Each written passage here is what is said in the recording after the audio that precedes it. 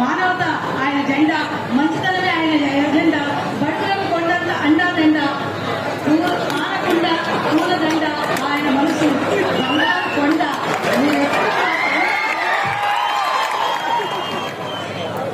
అటవీ శాఖ, పర్యావరణ శాఖ, అదే మరి పంచాయతీ రాజ్ శాఖ మంత్రివర్యులు, అదే మరిగా ఒక మంచి మిత్రుడు శ్రీ పవన్ కళ్యాణ్ గారు, సహచర మంత్రివర్గ సభ్యులు, వేదికపై ఎటిఆర్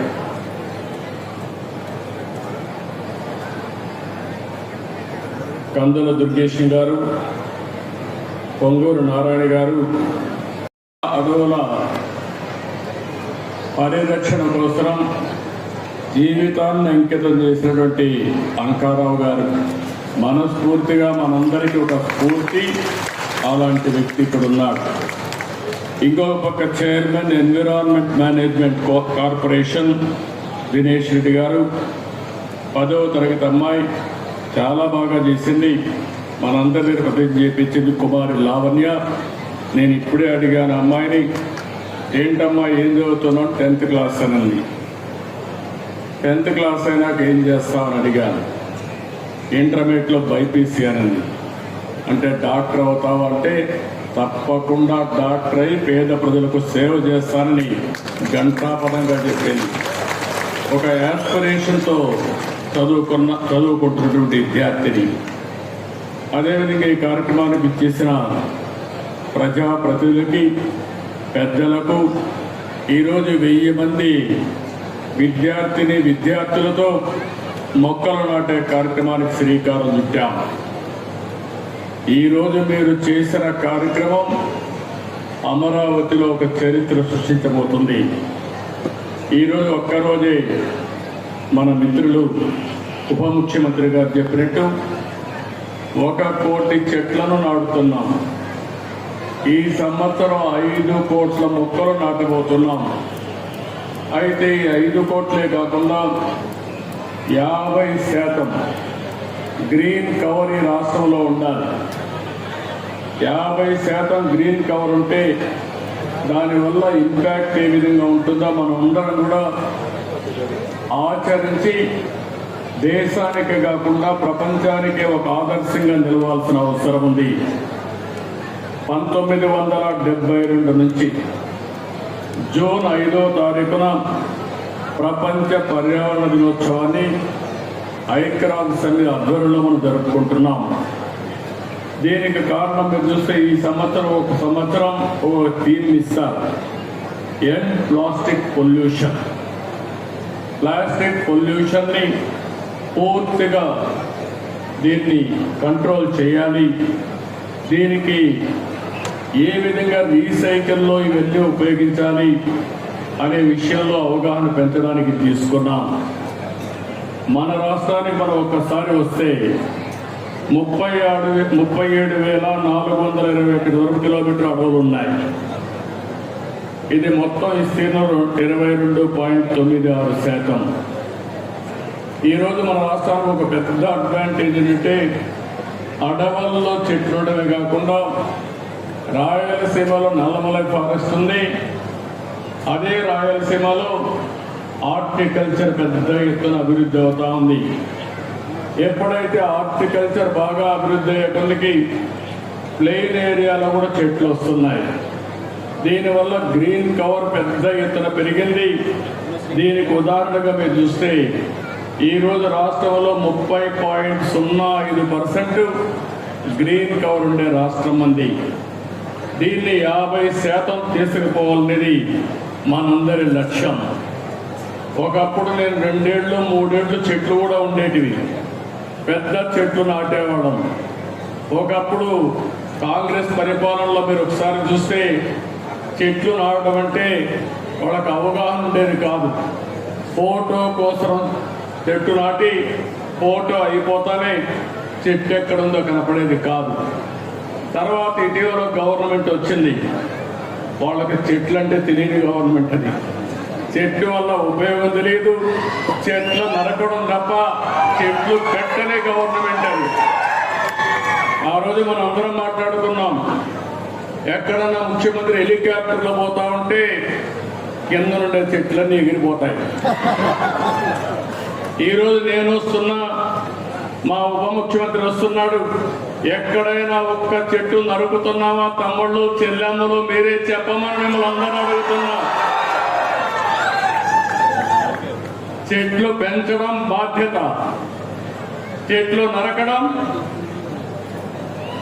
దుర్మార్గం.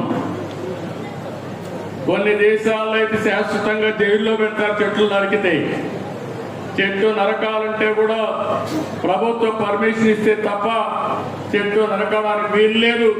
చెట్టు నరికితే మనిషిని చంపినటువంటి నేరంగా చిత్రీకరించి వాళ్ళపైన యాక్షన్ తీసుకునే పరిస్థితి వస్తుంది. అందుకే నేను మేము ఒకటే కోరుతున్నాం, 4-5 సంవత్సరాల్లో మన రాష్ట్రం కనీసం 37% గ్రీన్ కవర్ కావాల్సిన అవసరం ఉంది. దీనికి హార్టికల్చర్ ఒక అవేర్నెస్ రావాల్సిన అవసరం ఉంది. ఈరోజు మీరు ఒక్కసారి చూస్తే ప్రపంచానికి ఒక పెద్ద సవాల్ గ్లోబల్ వార్మింగ్. అంటే వాతావరణం ఉష్ణోగ్రతలు పెరుగుతున్నాయి. దీనివల్ల మీరు చూస్తే వర్షాలు తగ్గిపోతున్నాయి, భూగర్భ జలాలు ఇంకిపోతున్నాయి, సాగు ప్రమాదంలో పడుతూ ఉంది. తాగునీరు లేకుండా ఎక్కడికక్కడ ఫ్లోరైడ్ కంటెంట్ పెరిగిపోయి అనారోగ్యం పాలవుతున్నాం. దేవుడు అన్ని విధాలా బాగా పుట్టిస్తే ఈ నీరు తాగి వికలాంగులుగా తయారయ్యే పరిస్థితికి వచ్చాం. అందుకే ఇప్పుడే అంకారావు గారి స్టోరీ విన్నాం. మనం అందరం చిన్నప్పుడు చదువుకునే వాళ్ళం, నేను కూడా చదువుకున్నాను. ఆ రోజు మీరు చూస్తే ఆ కథ ఒకసారి చూస్తే ఒక వృద్ధుడు చెట్టు పెడతా ఉంటాడు, రాజు అక్కడికి వస్తాడు. ఆ వృద్ధుడికి వయసు అయిపోయింది.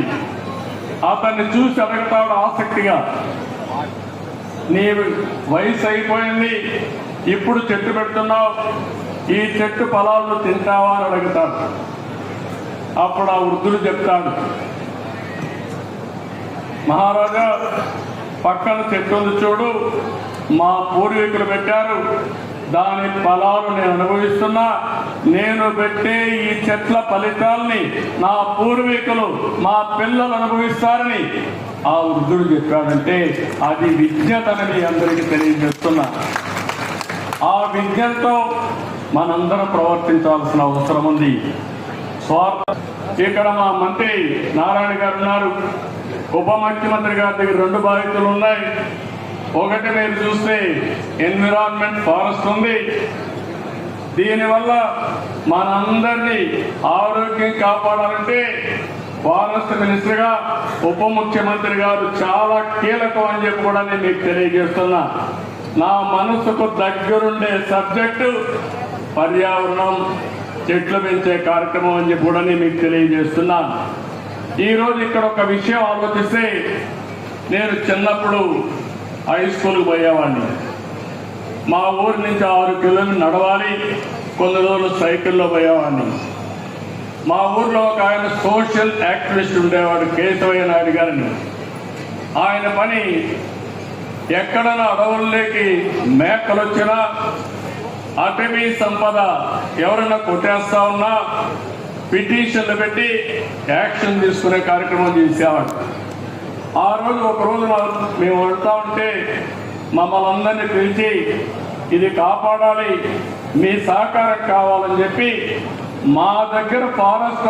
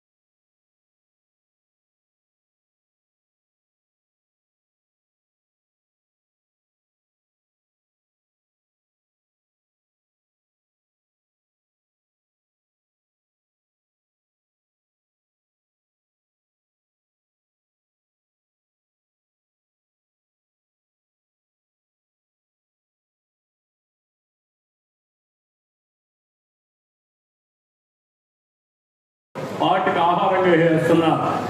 దీనివల్ల చాలా వరకు నష్టం జరుగుతూ ఉంది. చేపలు కూడా అనారోగ్యం పాలవుతున్నాయి. పెరిగిన కలుషితమైన వాతావరణం పెరుగుతున్నాయి. దీనివల్ల మనకు నష్టం వస్తూ ఉంది. అందుకే కొన్ని అయితే దీన్ని ప్రాపర్గా సర్క్యులర్ ఎకానమీ పంపిస్తే రీసైకిల్ చేసి మంచి ప్రోటీన్గా తయారు చేసే అవకాశం వస్తుంది. ఇలాంటివన్నీ కూడా చేపల నుంచి వచ్చే వేస్ట్ కానీ, చికెన్ నుంచి వచ్చే వేస్ట్ కానీ, మన ఇంట్లో నుంచి వచ్చే వేస్ట్ కానీ, ఇవన్నీ కూడా సర్క్యులర్ ఎకానమీ ద్వారా పూర్తిగా మళ్ళా రీసైక్లింగ్ ఉపయోగిస్తామని చెప్పి కూడా నేను మీకు తెలియజేస్తున్నా. ఇంకో పక్క నేను మిమ్మల్ని అందరినీ ఒకటే కోరుతున్నాను. ఉప ముఖ్యమంత్రి గారు ఒకటి చెప్పారు, నేను ఆయన వాచ్ చేస్తున్నాను. మంచి మిత్రుడైన ఇటీవల కాలంలో మేమందరం కలిసి పనిచేశాం. ఫస్ట్ టైం మీరు చూస్తే తెలుగుదేశం, జనసేన, బీజేపీ కలిసి పోటీ చేస్తే బంపర్ హిట్ అయింది.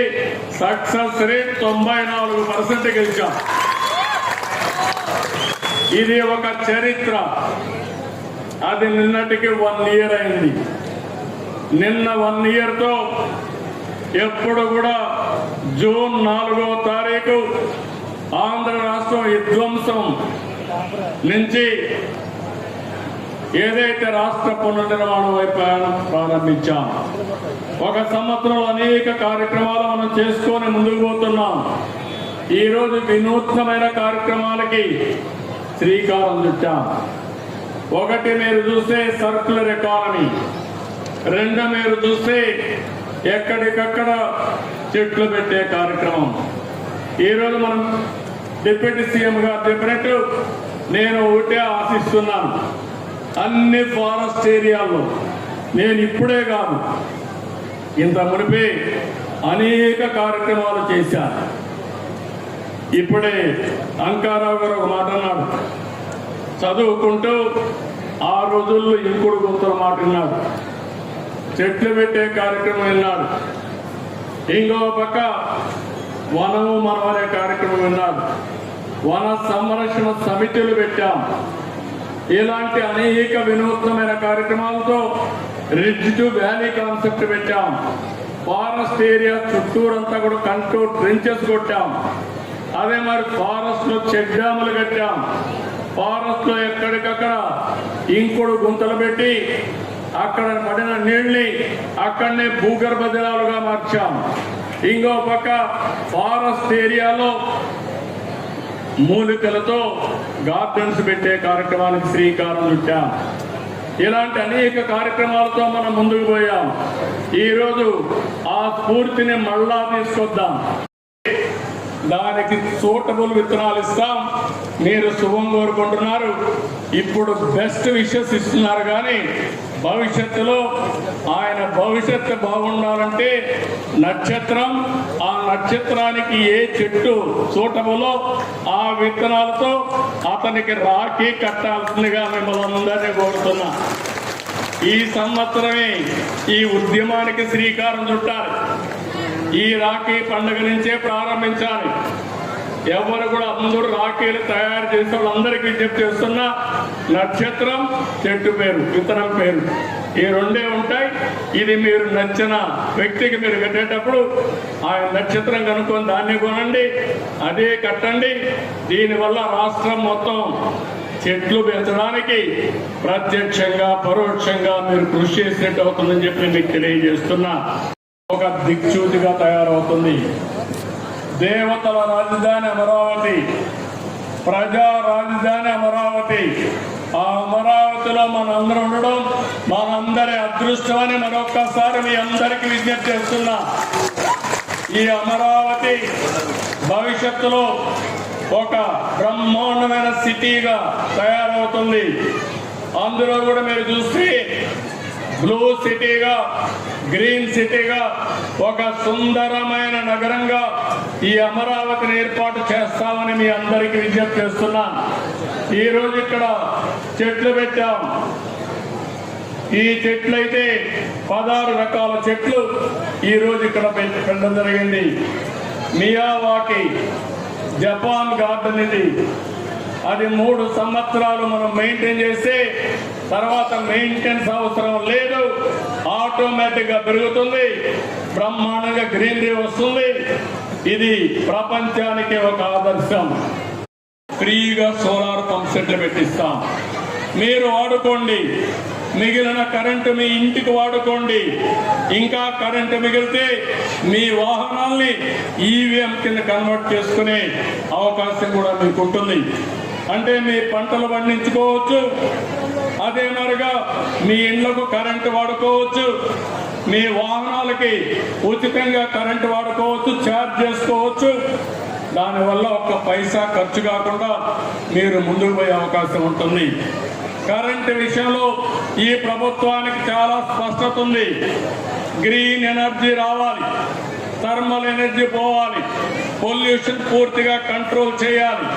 తద్వారా జీవితంలో ఎప్పుడు కూడా మీరు గుర్తుపెట్టుకోవాలి, ఎక్కడైతే ఆక్సిజన్ ఎక్కువ ఉంటుందో, ఎక్కడైతే మంచి గాలి ఉంటుందో అక్కడ ఆరోగ్యం బాగుంటుంది. ఆరోగ్యం బాగుండాలంటే అది మన చేతుల్లో ఉంది. పర్యావరణాన్ని కాపాడుకుని చెట్లు కానీ పెద్ద ఎత్తున పెంచితే మన ఆరోగ్యం బాగుంటుంది. ఈ విషయం కూడా మీరు గుర్తుపెట్టుకోవాలి. ఇంటర్నేషనల్ యోగా డే ప్రారంభిస్తున్నాం. మీ అందరూ ఒకటి గుర్తుపెట్టుకోవాలి. ఇక్కడ అడుగుతున్నా, విశాఖపట్నంలో 21న ఇంటర్నేషనల్ యోగా డే ఉందని తెలిసిన వాళ్ళు చేలు పైకెత్తండి. తెలిసిన వాళ్ళు చేయలేదు, తెలియని వాళ్ళు ఉంటే చెప్పండి. ఎవరో లేరు అంటున్నా. ఓకే, ఎంతమంది యోగా ప్రాక్టీస్ చేస్తారో చెప్పండి. చాలా తక్కువ. అవసరం లేదనుకోండి చేలిపైకెత్తండి. యోగా నాకు అవసరం లేదనే వాళ్ళు ఎవరూ లేరు. కానీ కొంతమంది చేయడం లేదు. కొన్ని లక్ష్యాలు పెట్టుకున్నాం. రాష్ట్రం మొత్తం ఆ రోజున 1,00,000 కేంద్రాల్లో యోగా ప్రాక్టీస్ చేసి గిన్నిస్ రికార్డ్ బ్రేక్ చేయాలని ఒక లక్ష్యాన్ని పెట్టుకున్నాం. విశాఖపట్నం కేంద్రంగా ఒకే సైట్ లో 5 లక్షల మంది యోగా చేయాలని అక్కడ నేనుంటా, మిత్రుడు పవన్ కళ్యాణ్ గారు ఉంటారు, ప్రధానమంత్రి నరేంద్ర మోడీ గారు ఉంటారు. ఇంకో పక్కన 2 కోట్ల మంది 1,00,000 ప్లేసెస్ లో యోగా ప్రాక్టీస్ చేయబోతున్నారు. ఇది ప్రపంచ రికార్డు. ఎక్కడా ఎప్పుడూ జరగని విధంగా 2 కోట్ల మంది మన రాష్ట్రం నుంచి ఇంకా ఇతర రాష్ట్రాల్లో నుంచి కూడా చేస్తున్నారు. ఇది కాకుండా ఇంకొక పక్కన మీరు ఆలోచిస్తే మొత్తం దగ్గర 25 లక్షల మంది యోగా సర్టిఫికెట్ తీసుకుంటున్నారు.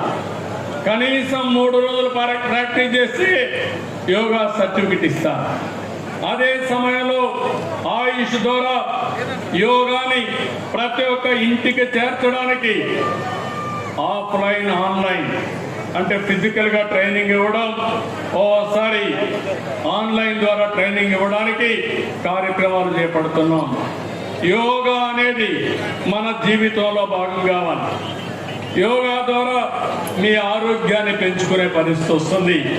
ఇప్పుడు నేను చెప్పిన అన్ని కార్యక్రమాలు మీరు కానీ కనెక్ట్ చేసుకుంటే మీ జీవితంలో చాలా వెసులుబాటు వస్తుంది. ఒక పక్క గ్రీన్ కవర్ పెంచడం, ఒక పక్క గ్రీన్ ఎనర్జీకి ముందుకు పోవడం, ఇంకో పక్క సర్క్యులర్ ఎకానమీతో అనుసంధానం చేసుకోవడం, ఇంకో పక్క యోగా ప్రాక్టీస్ చేయగలిగితే అదే నిజమైన స్వచ్ఛ ఆంధ్రప్రదేశ్, స్వర్ణ ఆంధ్రప్రదేశ్ అని చెప్పి నేను మీకు తెలియజేసుకుంటూ ఈరోజు దీనికి మేమందరం కూడా ఏమేం చేయాలో చేస్తాం. మీరు కూడా సహకరించాలి. ఆ విధంగా పిల్లల్లో ముఖ్యంగా కోరుతున్నా, నాకు అనిపిస్తుంది మన రాష్ట్రంలో ఉండే పిల్లల్లో ఉండే తెలివితేటలు వేరేది ఇక్కడెక్కడ కనపడవు. అది మన అదృష్టంగా నేను భావిస్తున్నా.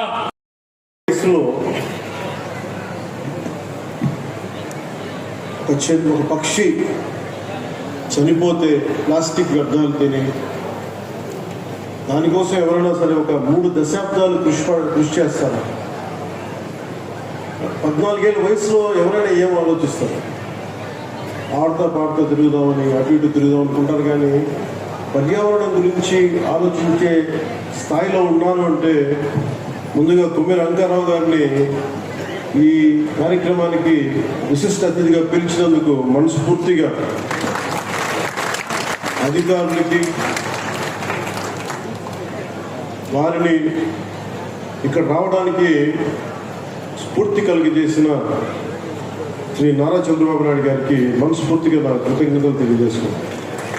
ఒకసారి ఒక వ్యక్తి చాలా చిన్నగా ఉంటుంది, మనం ఏం చేయగలం అనుకుంటాం. నాకు ఆయన్ని గురించి చదువుతూ ఉంటే ఒక నల్లమల పరిరక్షణ కోసం ఆయన పడ్డ తపన, గత కొన్ని సంవత్సరాలుగా ఆయన 3 దశాబ్దాలుగా ఆయన చేస్తున్న కృషి చాలా ఇన్స్పిరేషన్ అనిపించింది. ఈ కార్యక్రమానికి దీనికి మాట్లాడాల్సిన మరింత అర్హత, బలమైన అర్హత గౌరవ ముఖ్యమంత్రి నారా చంద్రబాబు నాయుడు గారికి ఉంది. నాకు ఎప్పుడు అర్హత వస్తుందంటే కనీసం నేను 1 కోటి మొక్కలు మన అంకారావు గారి లాగాను, లేదంటే గౌరవ ముఖ్యమంత్రి నారా చంద్రబాబు నాయుడు గారి లాగా ఒక చెట్లు నీరు కార్యక్రమం లాంటివి చేసిన తర్వాత ఒక స్ఫూర్తిదాయకంగా మాట్లాడే హక్కు నాకు వస్తుంది ఖచ్చితంగా. ఇప్పుడు దాకా నేను పర్యావరణం కోసం వ్యక్తిగతంగా చేశాను కానీ కొన్నిసార్లు, కానీ నాకు ఇప్పుడు అటవీ శాఖ కూడా పర్యావరణం 2 నా దాంట్లో ఉన్నప్పటికీ నేను వచ్చే సంవత్సరం ఇదే రోజుకి కనీసం 1 కోటి మొక్కలు నాటి, అలాగే ఫారెస్ట్ ఫైర్స్, అడవిలో కార్చిచ్చులు కనుక ఆపగలిగి, ఇందాక మన అంకారావు గారు చెప్పినట్టుగా, కొమ్మెర అంకారావు గారు చెప్పినట్టుగా అడవుల్లోకి గొర్రెల్ని పొట్టేళ్ళు మేపడానికి తీసుకుపోయి అక్కడ గడ్డి కోసం కాలుస్తూ ఉంటారు. వారికి కొంత అవగాహన సదస్సులు పెంచి వచ్చే సంవత్సరం ఇదే సమయానికి మనస్ఫూర్తిగా మీతోటి అనుభవంతో మాట్లాడతాను. ఒక అటవీ శాఖ మంత్రిగా కావచ్చు, పర్యావరణ శాఖ మంత్రిగా కావచ్చు. అలాగే ఒక వాక్యం చెప్పి నేను ముగిస్తాను. చెట్టు అదేదో మనకు ఒక ఆశయమో దక్కుని, చెట్టు మనకు ఆధారం. కేవలం పక్షులకి వీడికే కాదు, ప్రతి ఒక్కరికి చెట్టు లేని జీవితాన్ని ఊహించుకోండి. ఇదివరకు మనం పెరిగేటప్పుడు ఒక 30 సంవత్సరాల క్రితం ఎవరన్నా మా ఇంటికి వెళ్ళాలి అంటే అక్కడ పెద్ద మర్రి చెట్టు ఉంటుంది. ఆ మర్రి చెట్టు నుంచి కుడి చేతిలోకి వెళ్తే ఈ దారి ఉంటుంది. ఎవరి ఇల్లు ఫ్రంట్ ఇల్లు తెలియాలంటే ఎలా మా ఇంటికి రావడం అంటే మా ఇంటి ముందు గోరింటాకు చెట్టు ఉంటుంది. ఇట్లాంటివన్నీ పోయినాయి. అసలు చెట్టే ఆనవాళ్ళు అయ్యేది. అలాంటి చెట్లను మనం సంరక్షించుకోవడం మానేసి, కానీ అదృష్టవశాత్తు మనకి ప్రకృతిని పరిరక్షించగలిగే అవగాహన ఉన్న ఒక బలమైన వ్యక్తి మనకు ముఖ్యమంత్రిగా ఉన్నారు. అందుకు మనం నిజంగా మనం గర్వించాం. ఈరోజు మా అందరికీ కూడా ఆయన ఇచ్చిన టార్గెట్స్ ప్రతి చోట 33% ఉండాలి ఫారెస్ట్ కవర్ అంటే, మా అందరికి ఇచ్చిన టార్గెట్ 50% ఆంధ్రప్రదేశ్లో ఉండాలి. ఆంధ్రప్రదేశ్ తలమానికంగా ఉండాలి. ఈ పర్యావరణానికి సంబంధించి కానీ, అటవీ సంరక్షణకి కానీ, నగర వనాలకు కానీ, చెట్లు విరివిగా పెంచడానికి కానీ, వాటిని స్ఫూర్తిగా తీసుకొని వచ్చేసారి మనస్ఫూర్తిగా కలుస్తాం తెలియజేసుకుంటూ, మీ అందరికీ మనస్ఫూర్తిగా ఈరోజు గౌరవ ముఖ్యమంత్రి గారు ఏం చెప్తారనేది మీతో పాటు నేను కూడా వినడానికి సంసిద్ధంగా ఉన్నాను. వారిచ్చే సూచనలు, సలహాలు తీసుకొని వచ్చే సంవత్సరం ఆయన మీద మనం పెట్టిన బాధ్యతని బలంగా నిర్వర్తించి ఆయన మెప్పు పొందేలాగా మనందరం ముందుకెళ్ళాలని మనస్ఫూర్తిగా కోరుకుంటూ సెలవు తీసుకున్నాను. జై హింద్. వచ్చి వారి అనుభవాలు చెప్పవలసిందిగా స్వాగతం తెలియజేస్తున్నాను. Welcome sir. అందరికీ నమస్కారం. నా పేరు కొమ్మెర అంకారావు, జాజియా నిక్నేమ్తో పిలుస్తారు. నా వయసు 43 సంవత్సరాలు. నా 11వ ఏట అడవుల్లోకి వెళ్ళిపోయాను. నల్లమల్ల అడవిలో సుమారుగా ఇప్పటిదాకా 2 లక్షల ఎకరాల్లో ఉన్న ప్లాస్టిక్ వ్యర్థాలు మొత్తం ఏరి బయటపడేశాను. తర్వాత ఇప్పటిదాకా కొన్ని కోట్ల విత్తన బంతులు నల్లమల్ల అడవిలో చల్లాను. అలాగే ప్రతిరోజు అడవుల్లో 20-30 కిలోమీటర్లు తిరిగి అడవుల్లోకి ఎవరు రానివ్వకుండా అడవి కాపలా ఉంటాను. ఏ వృక్షాన్ని నరకకుండా, ఏ వన్యప్రాణిని చంపకుండా కాపాడుతూ ఉంటాను. అలాగే అడవి ఫైర్ అవుతున్నప్పుడు, మంటలు ఉన్నప్పుడు వేసవిలో అడవుల్లోకి వెళ్ళి మంటలు అదుపు చేస్తూ ఉంటాను. నన్ను ఆంధ్ర ఫారెస్ట్ మ్యాన్ అంటారు. నేను ఈ ఆంధ్రాలో పుట్టడం నా అదృష్టంగా భావిస్తున్నాను. అయితే నాకు స్ఫూర్తి ఎవరు అంటే, మా చిన్నతనంలో ముఖ్యమంత్రి నారా చంద్రబాబు నాయుడు గారు నీరు చెట్టు లాంటి, జన్మభూమి లాంటి ఎన్నో కార్యక్రమాలు పెట్టారు. అప్పుడు మేము చిన్నపిల్లలు సార్. మీరే మాకు స్ఫూర్తి. మీ అడవుల్లోకి వెళ్ళి అడవిని కాపాడుతున్నామన్నా, పచ్చదనం చేస్తున్నామన్నా మాకు మీరే స్ఫూర్తి. అయితే నాకు చిన్న కోరిక, భగవంతుని ప్రకృతిని కోరుకుంటున్నారు సార్. మీ వయసు తగ్గాలి. మీ వయసు తగ్గితేనే బాగుంటుంది. ఆంధ్ర భవిష్యత్తు మీ చేతుల్లో ఉంది సార్. మీరు మాకు స్ఫూర్తి. అలాగే డిప్యూటీ సీఎం గారు, ఆయనకు మీ వీరాభిమానులు. అయితే ఆయన ఇప్పటికీ పదవి చేపట్టి 1 సంవత్సర కాలంలోనే అడవుల శాతం అనేది బాగా పెరిగింది. దీనికి ప్రత్యక్ష సాక్షి నేనే. ఎన్నో కార్యక్రమాలు, వారికి మడ అడవుల పైన ప్రేమ ఉంది. అడవులు, సామాజిక అడవుల పేరుతో ఇప్పుడు దాకా ఎన్నో కార్యక్రమాలు చేపట్టారు. వారు చేయటం వల్లనే అడవుల శాతం పెరిగింది. మీ ఇద్దరు ఇలాగే చిరకాలం ఉండాలి సార్. కనీసం 30-40 ఏళ్ల పాటు మీరు ఇలా ఉంటేనే ఆంధ్ర భవిష్యత్తు బాగుంటుంది సార్. మీకు 200 ఏళ్ళ ఆయుష్ ఉంటుంది, అది ఖచ్చితంగా సార్. మీకు ఉంటుంది సార్. మీ ఇద్దరు 100 ఏళ్ల పాటు చరిత్ర పుటల్లో ఉంటారు సార్. ఇక నా యొక్క చిన్న విన్నపం ఏంటంటే, నల్లమల్ల ఫారెస్ట్ అనేది దేశంలోనే ఒక పెద్ద ఫారెస్ట్లో ఒకటి. క్రీస్తు పూర్వమే సిద్ధనాగార్జునుడు చైనా నుంచి, బర్మా నుంచి విద్యార్థులు తీసుకొచ్చి ఇక్కడ పాఠాలు చెప్పిన చరిత్ర మన నల్లమల ఆంధ్రప్రదేశ్ది. అయితే ఇప్పుడు మనం దాన్ని విస్మరిస్తూ ఉన్నాం. దేశంలో వేగంగా ఔషధ మొక్కలు అంతరించిపోయే ఫారెస్ట్ నల్లమల ఫారెస్ట్ అయింది. కారణం ఏంటంటే, నల్లమల అంటే నల్లని కొండలు అని అర్థం. కానీ నల్లమల పేరు మాదిరిగానే ఆ నల్ల కొండలు ఇప్పుడు మలమల మారుతూ ఉన్నాయి. ఎన్నో ఔషధ వృక్షాలు అంతరించిపోతూ ఉన్నాయి. అలాగే కుంటలు లేని కారణంగా అడవుల్లో బెట్టకు గురైపోయి చెట్లు పోవటమే కాకుండా ఆ చెట్లపైన ఆధారపడ్డ పక్షులు చనిపోతున్నాయి, వలస వెళ్ళిపోతున్నాయి, వన్యప్రాణులు చనిపోతున్నాయి. మనం చేయాల్సిన పని ఏంటంటే, కనీసం కొన్ని కుంటలు, జంతువులు తొక్కేసి కుంటలు అంటే అడవుల్లో ఎత్తైన కొండల పైన పడ్డ నీరు అనేది పల్లంగా వచ్చి కుంటగా ఏర్పడుతుంది సార్. ఈ అడవి జంతువులు ఈ తొక్కేసి కుంటలు మొత్తం బూడిపోయే పరిస్థితి వచ్చింది. ఉన్న కుంటలు మనకు చాలా కొత్త కుంటలు కావాలి, ఉన్న పొడికి తీయించాలి సార్. అది మీ ఇద్దరి ద్వారానే అవుతుంది. అలాగే మనం వీకెండ్ పార్టీలు, సండే పార్టీలు, వన భోజనాలు ఇలా రకరకాలుగా మనం అడవుల్లోకి వెళ్ళిపోతూ ఉన్నాం.